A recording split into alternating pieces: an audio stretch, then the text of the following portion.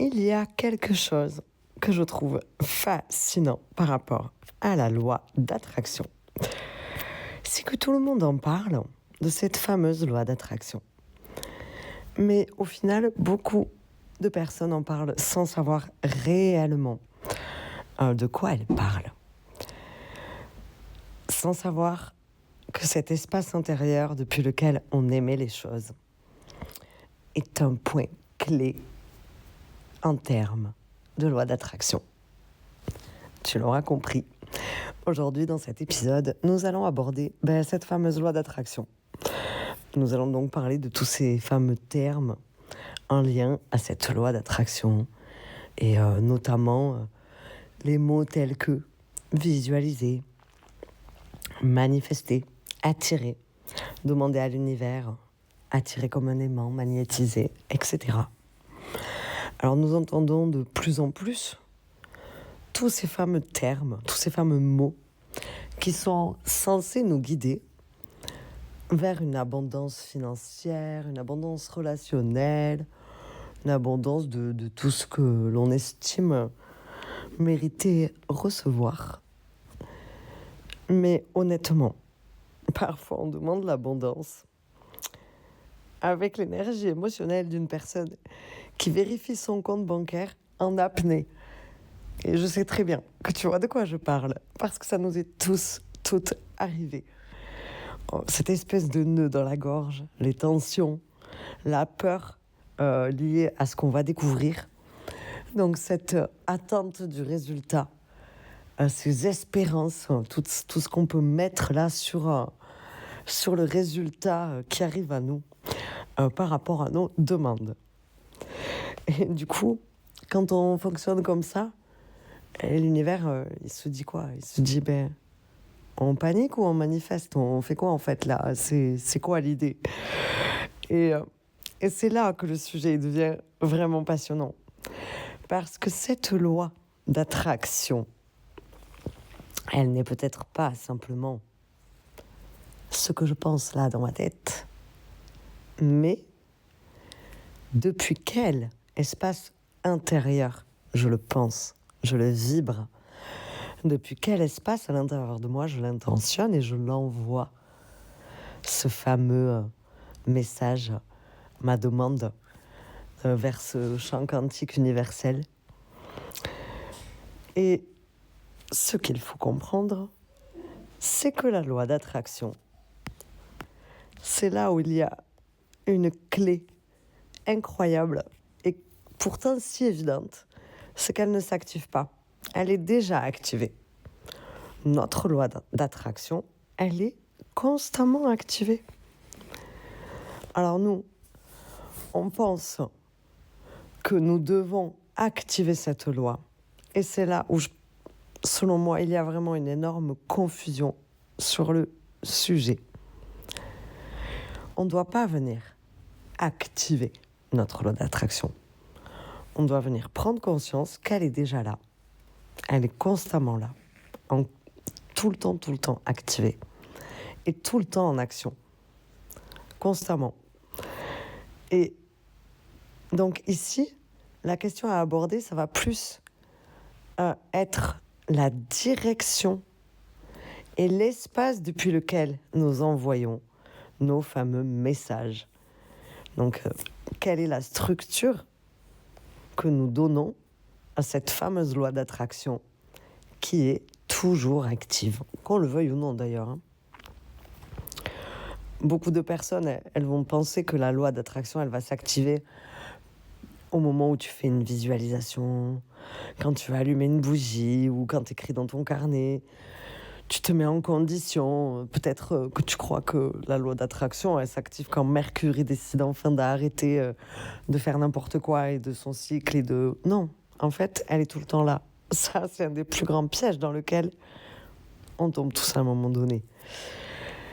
Mais, oui, tous, au moins une fois, peut-être plusieurs fois même d'ailleurs. J'étais en train de me dire, on y tombe tous au moins une fois dedans, mais à mon avis, on y tombe plusieurs fois, tous et toutes dedans. Ce petit piège. Parce que cette loi, à la manière de toutes les lois universelles, en fait, elle est constamment active. Elle opère selon un cycle qui ne s'arrête jamais, un petit peu comme le rythme cardiaque, il est là. Mais ta loi d'attraction, elle est vibre, elle est là aussi en fait. C'est vraiment une question de fréquence vibratoire ici qui émane de toi. Et donc ici, comme toutes les lois physiques, quantiques, toutes ces fameuses lois, eh bien c'est tout le temps là. Donc ici, en fait, pour venir activer l'abondance que tu mérites, que tu estimes mériter avec ta loi d'attraction, le point clé, ça va être de prendre conscience que la vibration de ta manière de penser, de ta manière de ressentir, de parler, d'interpréter les événements aussi, et surtout par rapport à ton état émotionnel dominant. C'est tout ça, en fait, qui va venir donner le ton de ce que tu vas attirer à toi. Parce que finalement, on va faire revenir à nous ce qu'on envoie. C'est tout simplement ça, la loi d'attraction. Donc, tout ça, une fois que tu prends conscience de ça, bah, ça change beaucoup de choses. Parce que tous ces petits pics de peur qui viennent créer des interférences, ou toutes ces petites pensées qui viennent réveiller parfois des croyances limitantes, des freins, des plafonds de verre, eh ben, tous ces petits pics de peur, ici, on va les éteindre, finalement, les aplanir. On va se permettre de venir sentir que, en vibrant la confiance que tout est déjà là et que ça va revenir à nous, peu importe, que c'est ok, finalement, quoi qu'il se passe, peu importe la manière dont ça va se passer, je sais que c'est en ma faveur, je sais que tout va bien. Et là, ici, quand on montre en fait confiance au grand schéma qui est là et qui est écrit, sur lequel on avance, eh bien on crée une espèce d'apaisement qui vient optimiser la loi d'attraction. Et donc, c'est beaucoup plus opportun dans ce que l'on manifeste. Toutes les émotions de cet espace intérieur, les pensées qu'on choisit de cultiver, eh ben, elles ont un impact non négociable. Parce que finalement, je pense que tu as déjà toi-même remarqué que tu peux te dire exactement les mêmes mots avec des fréquences complètement différentes. Comme par exemple, je veux rencontrer l'amour. Et à l'intérieur de toi, il va y avoir la paix, l'ouverture, la confiance, la sensation que tu es déjà complète ou complet dans l'être que tu es.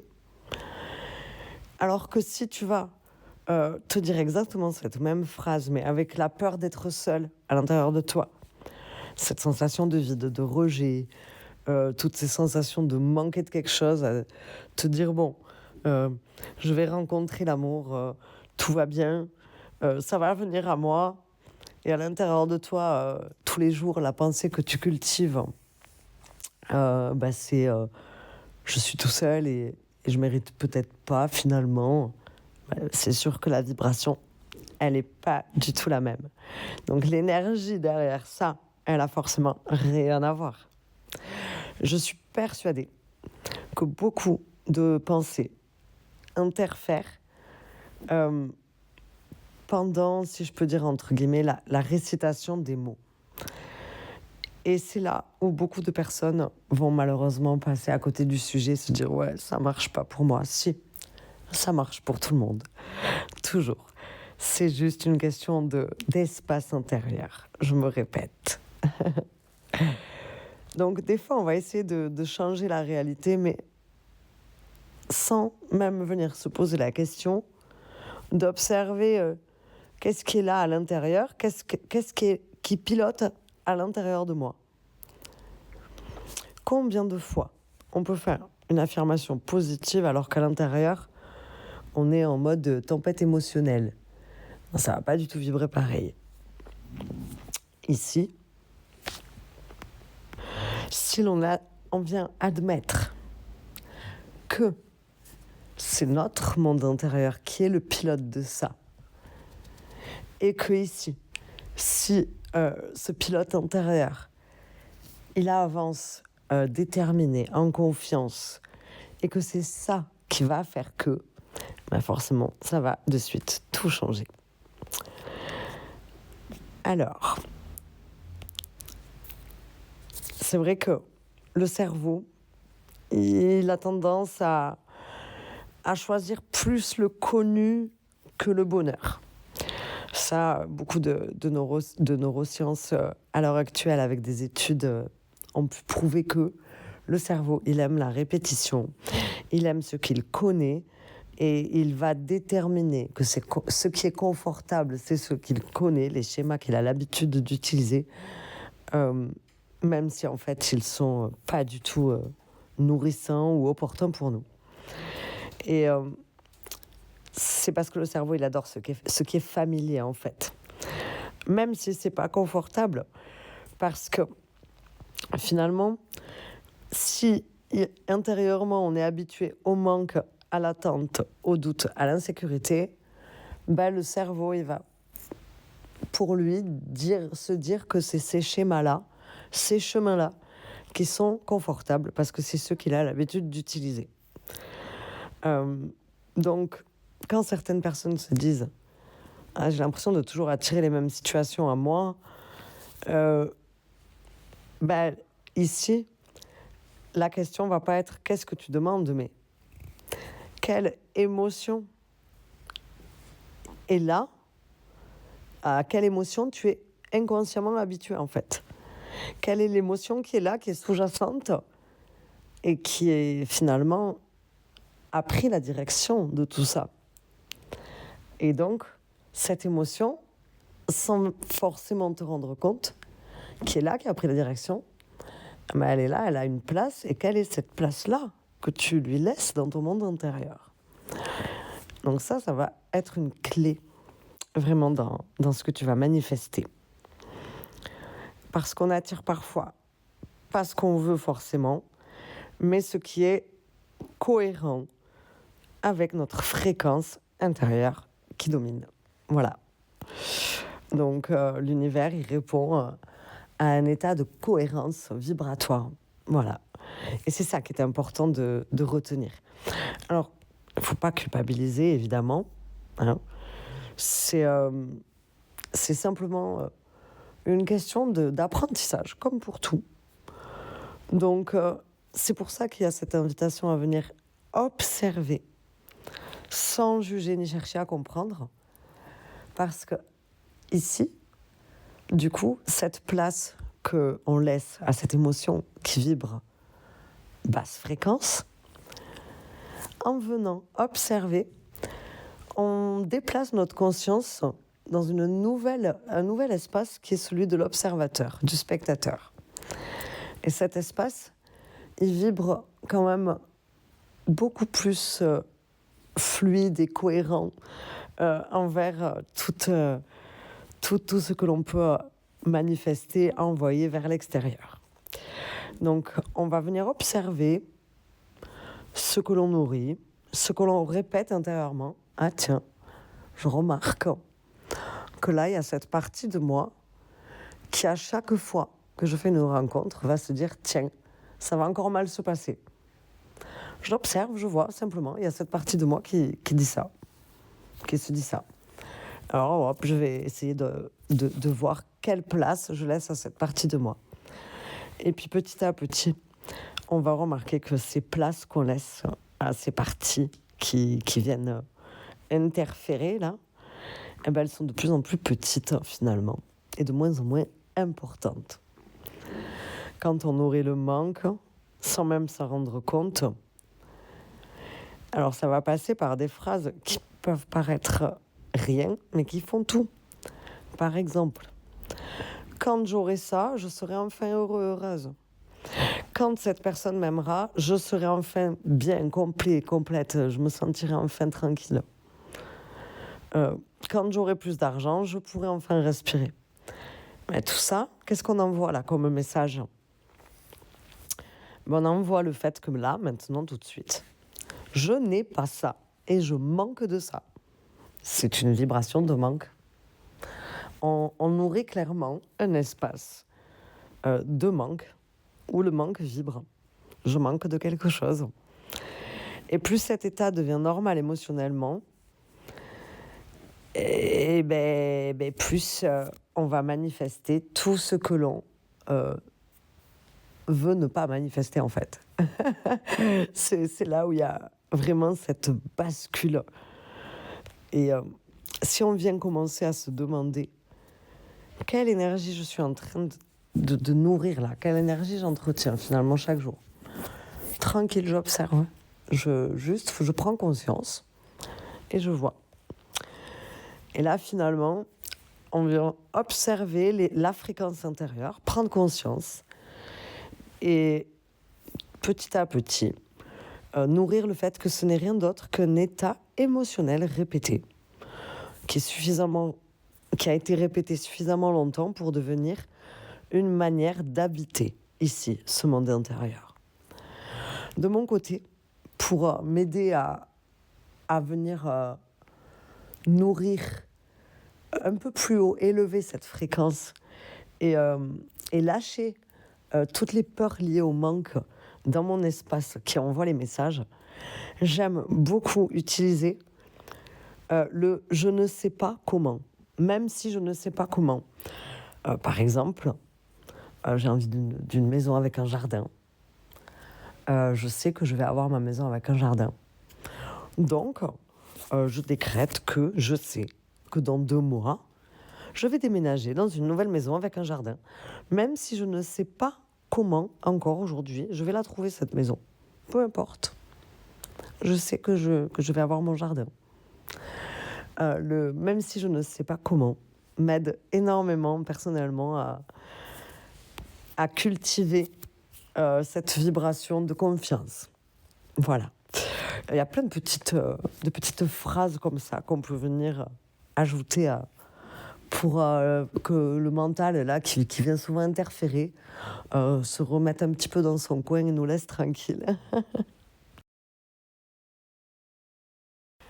Donc, comme je vous l'ai dit tout à l'heure, le cerveau, lui, il enregistre tout, il agit un petit peu comme un GPS qui écoute finalement tout ce que vous lui dites.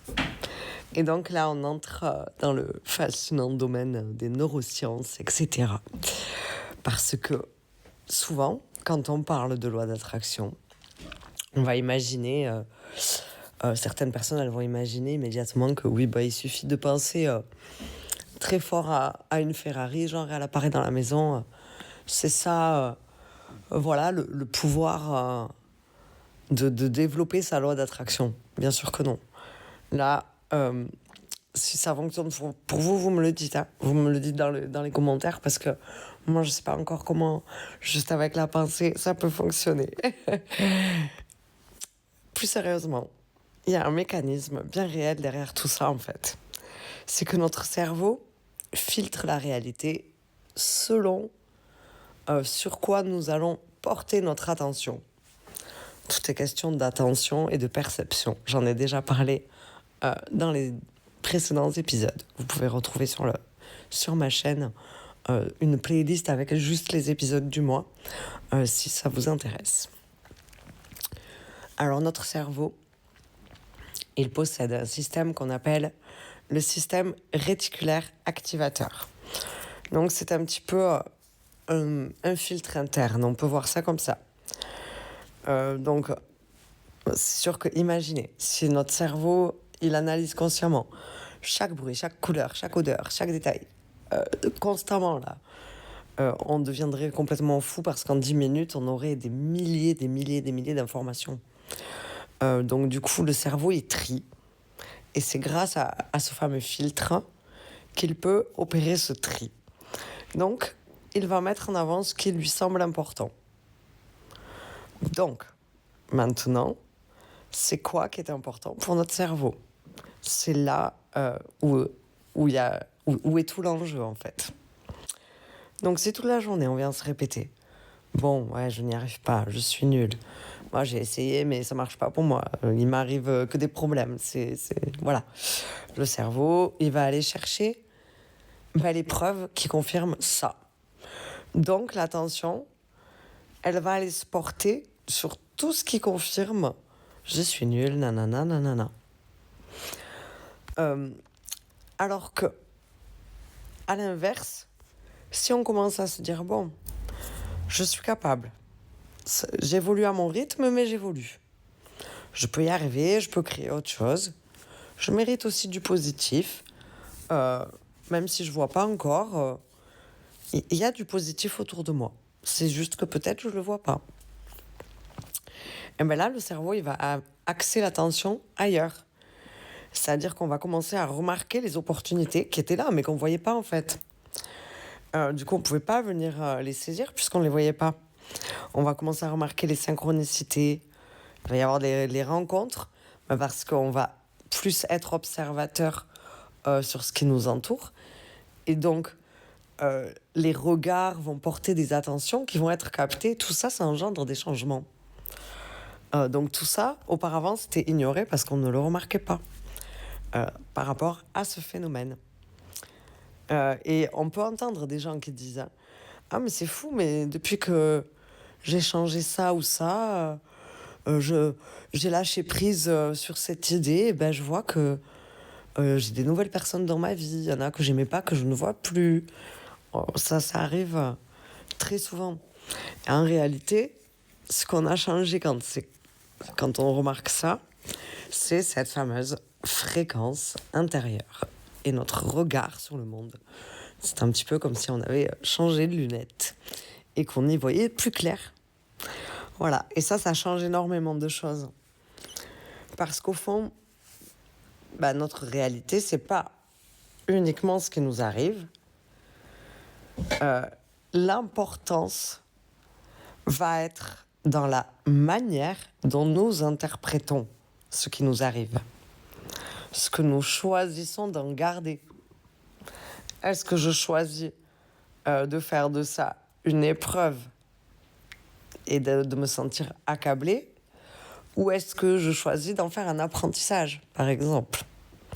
Et ça redonne du pouvoir. Pas le pouvoir magique, mais le pouvoir de la création intérieure. C'est déjà beaucoup. Donc ici,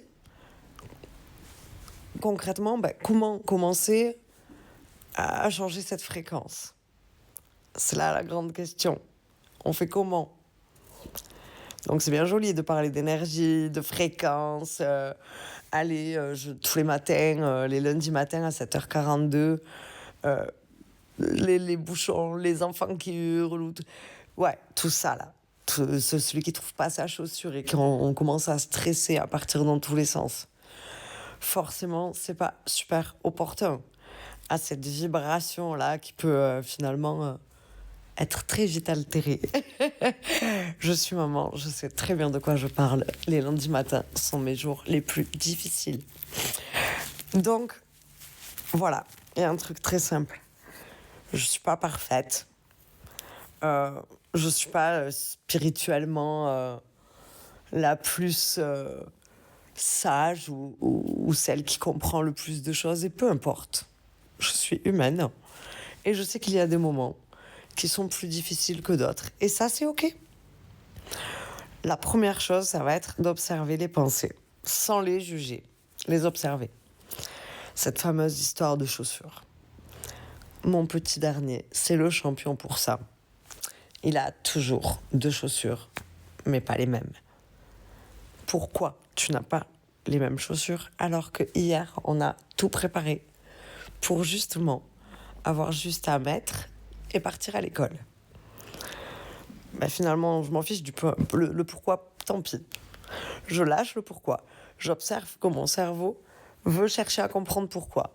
Peut-être que je ferais mieux de diriger mon énergie à ce moment-là sur où est au moins une des 2 chaussures identiques à celle qu'il a mis à ses pieds. Et là, de suite, ça va enclencher un truc différent. Et même ma notion du temps, elle va être différente.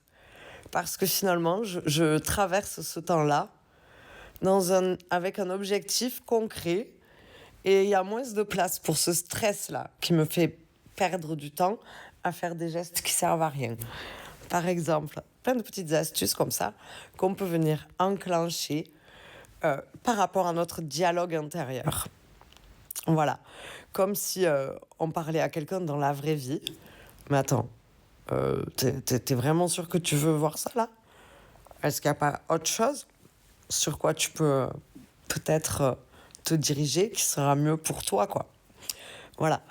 Et si on se parle comme ça, finalement tous les jours, un petit peu comme si on parlait à un ami à qui on a envie de tenir la main, d'accompagner, ben ça va vraiment changer beaucoup de choses. Donc, comment je me parle?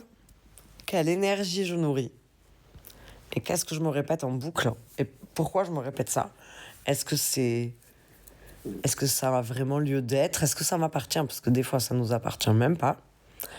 Des fois, on se répète des expressions que nos parents nous disaient quand nous étions enfants et que nous continuons de nourrir, qui n'ont plus du tout lieu d'être aujourd'hui.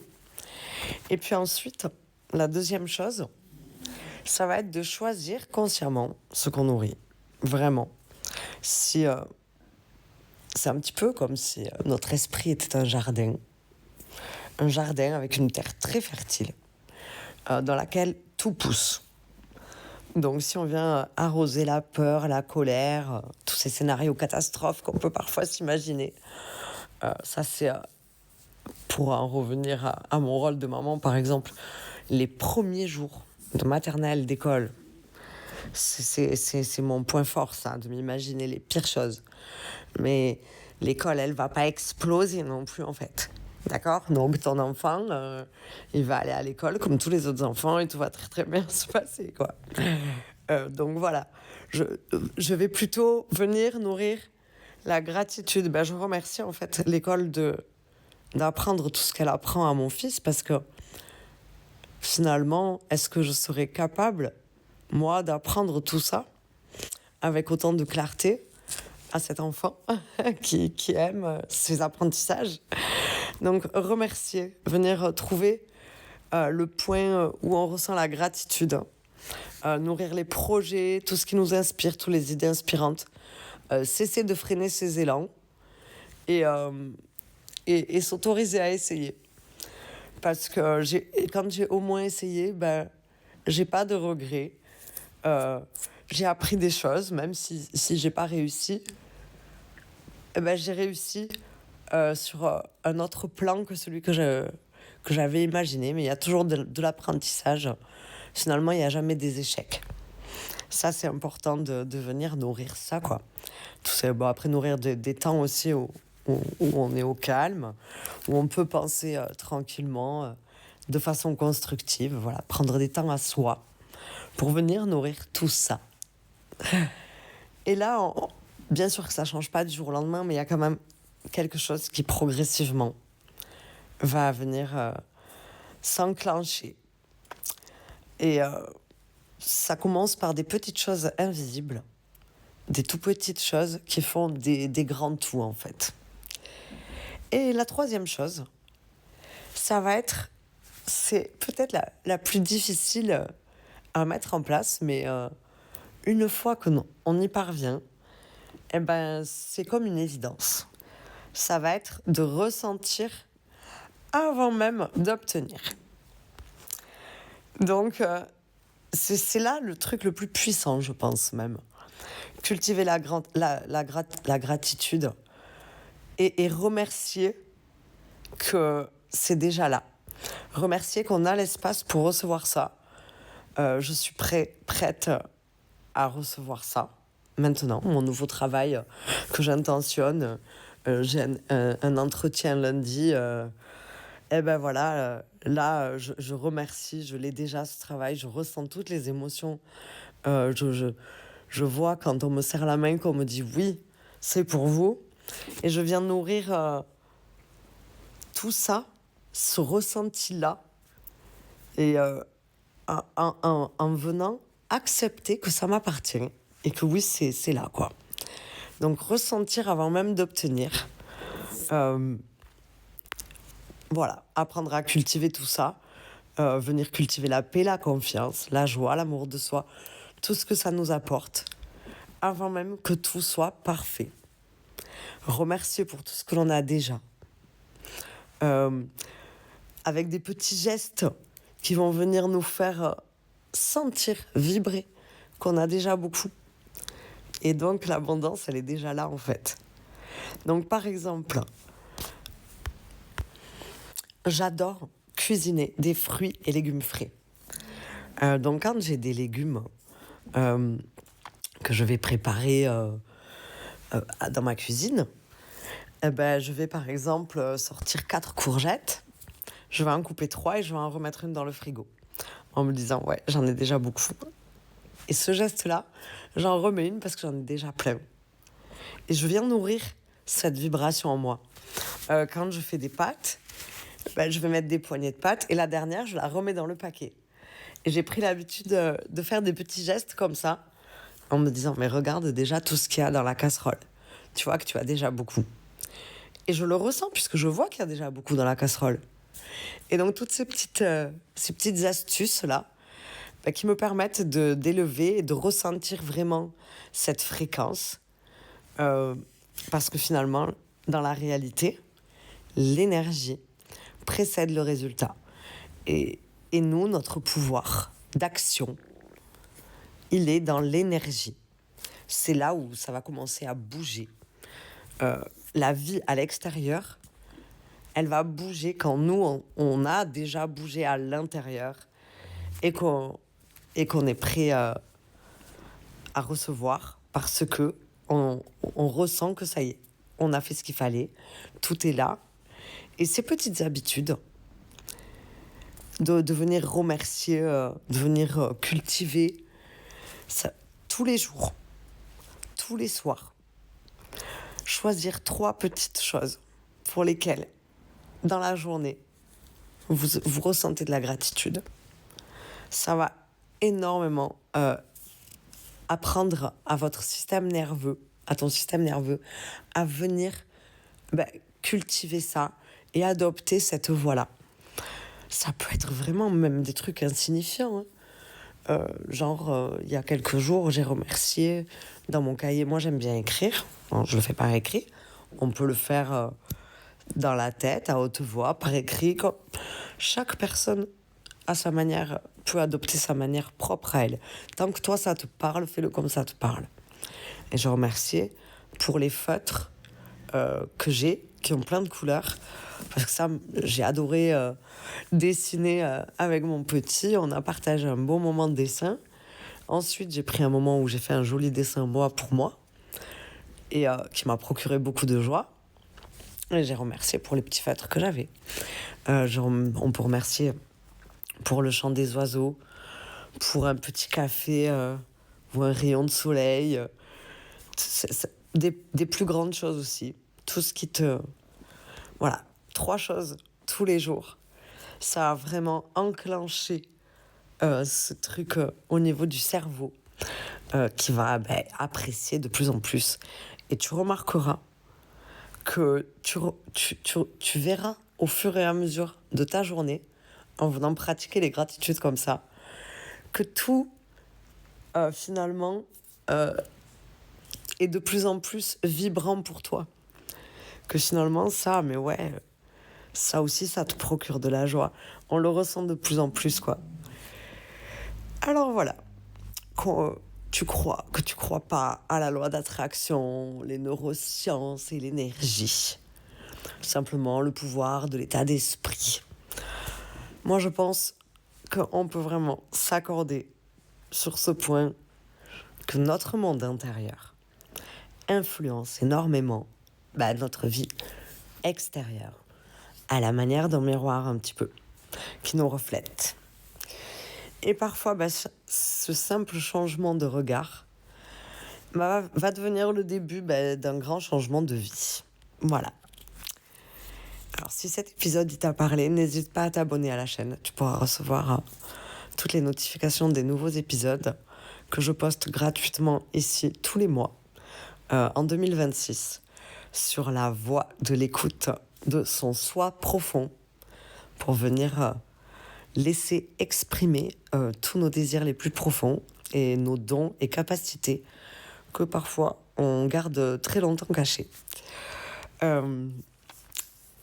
J'aime bien lire vos expériences. N'hésitez pas à me dire en commentaire s'il y a déjà eu des synchronicités dans votre vie assez notables, parce que ce sont souvent le point de départ de grandes choses, de grands cycles, de nouvelles choses qui viennent à nous.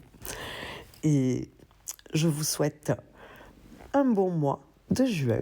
Je vous dis au mois prochain pour un nouvel épisode. Et je vous dis à bientôt.